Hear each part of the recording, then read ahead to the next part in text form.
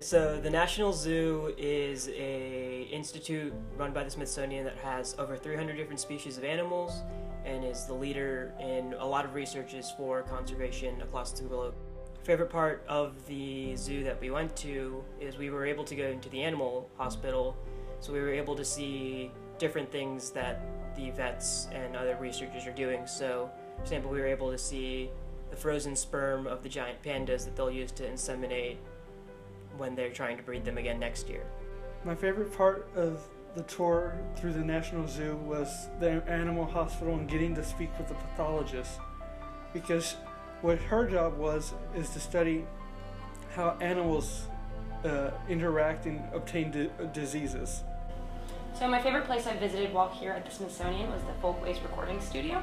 It's a non-profit recording studio that works to record the sounds of the people. So that's anything from songs to instruction to spoken word. I think it's really important to use those recordings to understand history and to kind of look back and see what people of different times and cultures found to be, music and sound. So going behind the scenes, especially with the experts that we met, was just really, really cool, especially as someone who's studying media. So my favorite exhibit was probably the Ming Dynasty exhibit. It was called Painting with Words, Gentlemen Painters in the Ming Dynasty. And it was basically about 250 years, just a snapshot of 250 years of basically male painters who were members of the literati, which was a scholarly community who was mostly focused on painting in their free time. So they were poets in their free time, but public servants as their actual jobs. So it was mostly about 4 or 5 main painters. And the exhibit was just gorgeous. Tons of 40-foot long scrolls with cursive handwriting and just really beautiful characters, so it was extremely exciting to see. My favorite exhibit was the Turquoise Mountain exhibit in the Sacra Museum. It was about a nonprofit based in Kabul, Afghanistan, where they brought in just special artists to restore traditional craftsmanship. One of the reasons why I really liked it is because it's working on building up the neighborhood in Kabul, and so it works on bringing education to the region, which is something I'm really interested in. After I graduate from the University of Houston, I want to work in international education, specifically in the Middle East, so getting to see that in practice in Afghanistan was really cool. One of my favorite things about the exhibit is how they bring in artists from the region. So when we were there, we got to see a master potter. He was working on all of the pieces right in front of us, and there were actually a news crew doing an interview on him while we were there, and he was talking with us, and there was a translator, and it was just really wonderful to be able to talk to somebody actually doing these things in Afghanistan. And also just getting to see all the wonderful art and woodwork and jewelry that was there, made by people who, most of them were refugees as well, which is something I'm really passionate about, so it was really exciting to see. My favorite museum was the Air and Space Museum in Virginia, and it was really cool to see all the aviation history and the planes in one facility. You have from hot air balloons and gliders to commercial aircrafts, helicopters, and rocket missiles, and the Discovery Space Shuttle.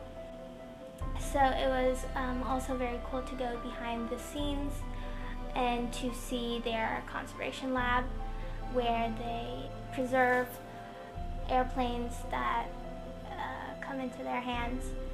And it was very cool to see what they do and how they got to that position. The Portrait Gallery is a museum with 22,000 pieces of audio, paintings, little sculptures of different people throughout history. So from the Civil War era or the contemporary era, pop culture, just different people. The reason I really like it is because it's laid out in a way you can go through it by era or by genre of people, so like pop culture, for example. And I really like that rather than just reading about times in history, like rather than, for example, the Civil War era part, you're not just reading facts about the Civil War and people's names, important contributors in that time in a textbook, but you're actually seeing the faces, so you can put a face with what's happening.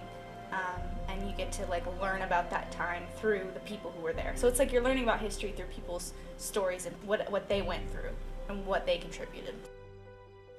So my favorite exhibit was probably the Ocean Hall exhibit at the Natural History Museum.